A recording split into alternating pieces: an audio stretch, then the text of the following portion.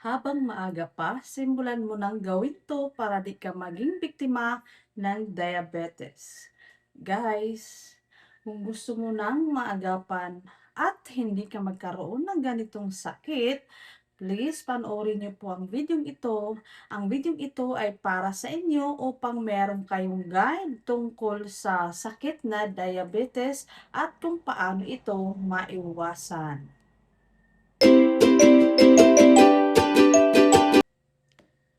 Welcome back sa aking YouTube channel. Ako si Juliet Alcera, ang inyong ka-organic living, ang inyong health tips. Guys, narito napakahalaga. Meron akong ibabahagi sa inyo, napakahalagang tips para sa hindi kayo magkakaroon ng diabetes or sa meron para doon din sa merong sakit na diabetes. Ganito ang gawin niyo upang hindi lalala at kung maaring pwede pa siyang maagapan, gawin niyo itong health tips na ito, no? Para balik alindog o magiging healthy ang ating katawan at maiwasan natin ang sakit na ito. So tara guys, wag na tayong patumpik-tumpik direct to the point na tayo upang marami tayong matutunan at marami tayong malalaman tungkol sa sakit na diabetes. Guys, ang ihatid ko sa inyo ay tungkol sa kaalamang pangkalusugan, evergreen content na kung saan ang kahulugan nito ay panghabang buhay o hindi siya mapapanis. Ito yung content na hindi mapapanis. Kailangan na nagbibigay sa inyo ng kaalaman tungkol sa kaalamang pangkalusugan or health tips. Kaya ko siya tinawag na organic living kasi organic lamang ang pagtuturo at organic living ang pinaka-guide or tips tungkol sa mga sakit na ito. So narito na guys, simulan na natin, huwag na tayong patumpik-tumpik. So, habang maaga pa, simulan mo nang gawin 'to para di ka maging biktima ng diabetes. Una, unahin ang gulay bago kanin. Fiber first. Gano'n ako guys, minsan hindi ako kumakain ng kanin, white rice. Gulay talaga, kahit isang mangkok pa yan na gulay, kasi gulay lang naman yan eh. Alam niyo ba ang mga green leafy may mataas ang fiber? Tulad ng halimbawa, pechay, kangkong, repolyo. Ang pechay at kangkong at repolyo ay may mataas ang fiber nila, no? Mataas ang fiber nito. So mga ganitong gulay ang inyong kainin. Bago kayo kumain muna ng gulay bago kanin. Kasi ang kanin yan ay nagkakaroon ng diabetes. Kung meron na kayong sakit na diabetes, kapag kumain pa kayo ng kanin, mas lalong madagdagan ang inyong sakit na diabetes. So, aminin ko simba ko lang sa Bisaya 'no, sa side ng ang father ko, gano'n ang lahi nila, high blood, diabetes. So ngayon kahit hindi ko naman hindi ko wala naman akong sakit na diabetes, pero mas maigi para maiwasan natin kumain tayo ng mga gulay, green leafy, pechay, kangkong at repolyo. May mga fiber yan sila, no? So, yun. Bakit effective? Ang fiber ay parang harang, no? Yung fiber kasi tulad ng mga gulay, pechay, kangkong, repolyo ay hinaharang nila. Hinaharangan nila yung sugar na hindi makapasok sa ating katawan. Di ba? Tinutunaw nila yung sugar, hinaharang nila yung sugar para hindi pumasok sa ating katawan. Pinapabagal nito ang pagpasok ng sugar sa dugo. O di ba? Pinapabagal ang pagpasok ng sugar sa ating dugo, no? Na upang hindi maapektuhan ang ating katawan ng diabetes. Resulta, ganito ang resulta kapag kayo kumain ng pechay, kangkong at repolyo, hindi biglang tumaas ang blood sugar. Kapag kayo'y kumain ng fiber first na gulay, tulad ng repolyo, kangkong, pechay, hindi hindi tataas ang blood sugar nyo kasi hinaharangan ng fiber, no? So, kahit wala kayong sakit na diabetes, kailangan niyo pa rin kumain ng mga fiber na mga pagkain tulad ng mga gulay. Tulad ng gulay, dun sa gulay na mga nabanggit ko, no? So, next, number two, maglakad maglakad agad pagkatapos kumain. Pagkatapos niyong kumain, hindi yung pakakain yung lakad agad ha, mga 5 minutes siguro. Pagkatapos niyong kumain, after 5 minutes, maglakad-lakad. Yung mag-walking lakad siya lang sa likod ng tahanan niyo sa bahay niyo. Kung meron namang espasyo o may space naman na kunti, kahit mga 3 meters lang, pabalik-balik lang kayo ng gano'n. Paharap palikod 'no, puwede 'yan. Para matunaw yung pagkain yung kanin na kinain niyo 'no.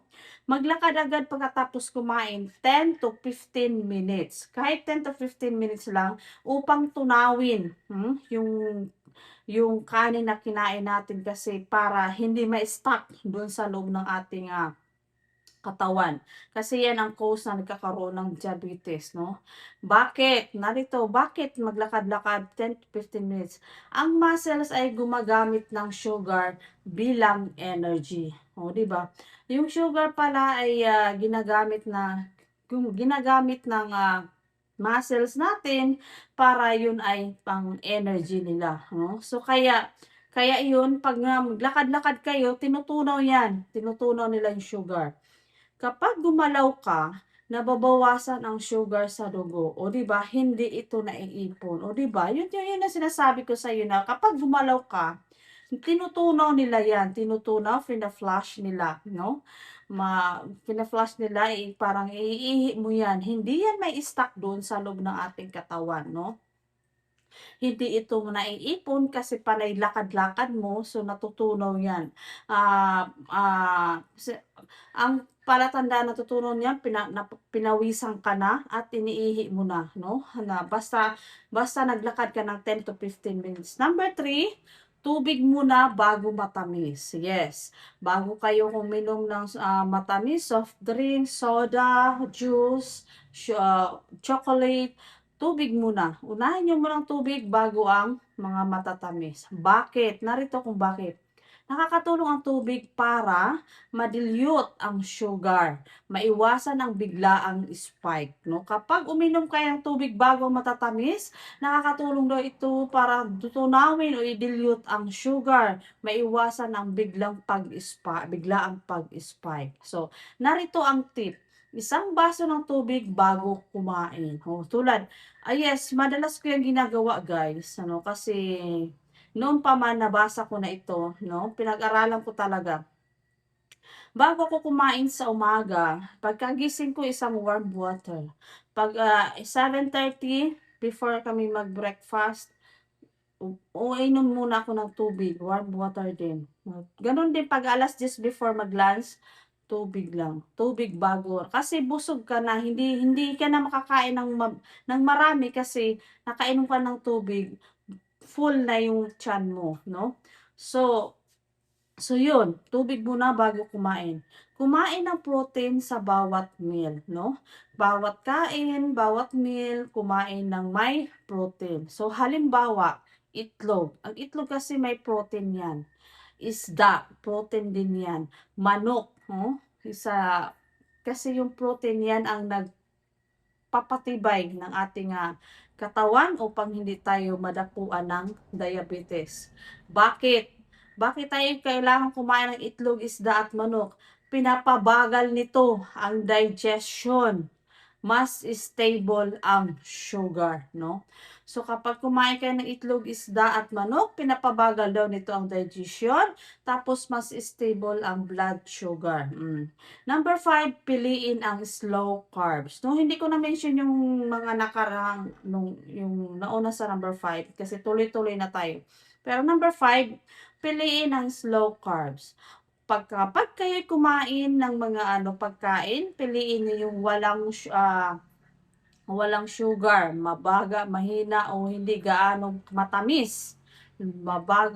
Piliin ang slow carbs katulad ng halimbawa, kamote oats and brown rice. Wala yan, ang kamote at oats ay walang ano yan, walang at saka brown rice ay mga slow carbs yan sila. Alam niyo ba ng kamote ay kapag hindi rin kayo agad, kapag kumain kayo nito, hindi agad kayo ginugutom. Tapos, less siya sa sugar. Ang oatmeal naman, ganun din. Ang oatmeal, 7 times fiber yan, no? Yan ang, nasubukan ko na yan guys, kasi sa, sa afternoon, sa lunch, gabi, nag-oatmeal lang ako. Nagtataka ko pagkakaumaga, hindi talaga ako nagugutom kapag oatmeal ang kinakain ko, no? Kasi 7 times fiber siya. Bakit? Bakit kailangan natin kumain ng kahit bakit kailangan natin piliin ng slow carbs, halimbawa ng kamote, oats, and brown rice? Kasi mas mabagal ang pagtaas ng sugar kumpara sa refined carbs. O kapag kumain kayo ng kamote, oats, and brown rice, mabagal daw ang pagtaas ng sugar, no? Sugar sa ating katawan. Kaya mas mainam na mga ganitong pagkain ating kainin para hindi tayo madapuan ng diabetes. Number 6, ayusin ang tulog. Upang hindi kayo madapuan ng diabetes, ayusin ang pagtulog. 6 to 8 hours dapat ang tulog natin para hindi tayo madapuan ng diabetes. Bakit? Bakit kailangan natin matulog ng 8 to 6 hours? Kapag puyat, nagiging resistance ang katawan sa insulin. Yan. Kaya di pala kapag meron ka pa, upang hindi tayo madapuan ng diabetes o meron na doon sa diabetes, huwag na po kayo magpuyat, nay, tay, ate, kuya. Dahil kapag tayo ay puyat, nagiging resistance ng ating katawan ang insulin. Nagiging resistance ng katawan sa insulin. Napakadelikado pala magpuyat. Okay? So, alas 9 pa lang, matulog na, gigising alas 5 ng umaga. Number 7, maliit na ritual bago kumain. Number 7, maliit na ritual bago kumain. Halimbawa, calamansi water. Kunting gulay muna. Maliit na ritual bago kumain. Yung lemon, yung kulay yellow na lemon, pwede rin calamansi. Maglagay kayo ng isang basong tubig sa baso, maglagay kayo ng tubig, tapos lagyan nyo ng lemon or calamansi. Tapos yun yung inumin nyo. Kasi tinutunaw nila yung sugar at yung mga cholesterol sa ating katawan. Kunting gulay muna. Kumain ng kunting gulay pagkatapos yung uminom ng calamansi water. Yan guys, ginagawa ko yan kasi pampatunaw din yan ng taba. Hindi lang pampatunaw ng taba, nagpapatunaw din ng ating sugar. Kasi matapang yung lemon, di ba, yung maasim yun. Parang pinupuksa, no? Bakit? Bakit kailangan natin uminom ng calamansi water at kunting gulay muna? Kasi pinapabagal ang sugar absorption. Kapag uminom tayo ng calamansi water at kumain ng gulay, pinapabagal ang sugar absorption sa ating katawan. O, di ba? Napakasimple, kaya siya tinawag na organic living. Kasi organic lang yung tips or guide upang maibsan, upang magamot, upang mabawasan, upang maiwasan natin ang ganitong klaseng sakit, no? Kung ano pa mang klaseng sakit yan. Number 8, bawasan ng stress. Bakit? Ang stress hormones ay nagpapataas ng blood pressure at blood sugar kahit hindi ka kumakain. Yes, kasi lalo na po kapag high blood tapos sabayan pa ng diabetes, napakadelikado. Dapat iwasan natin ma-stress tayo guys, kasi ito yung stress na nagpapataas ng blood sugar natin at blood pressure natin. Napakadelikado pag yung dalawa na yan ay magsabay. Diyos ko, palayo na lang. So, kailangan guys, sumunod tayo sa tips na ito. Panoorin nyo ito upang meron tayong guide at maiwasan natin ang ganitong sakit, no? Ganitong klaseng sakit. So, So yun lang guys, nagtatapos dito na tayo, hanggang dito na nagtatapos na tayo. Sana meron kayong matutunan o may nakukuhang aral tungkol sa organic livings o sa health tips na ito. Itong kung nanonood ka, tapusin mo dahil para ito sa inyong video ito upang meron kayong guide. Lalo na sa mga taong merong diabetes at mga high blood, kailangan po natin itong guide na ito upang mabawasan o upang maiwasan natin, ano. So, yun lang guys, hanggang dito na lang ang aking video, ang aking, pagbibigay, ah, guide sa inyo, ano. So, shoutout sa aking mga manonood, sa aking mga taga-supporters guys, thank you. So, kung nagustuhan niyo ang aking video, paki-like, comment, and share naman, and then panoorin niyo hanggang dulo dahil napakagandang aral na ito. So, yun lang guys. Thank you for watching. Bye-bye.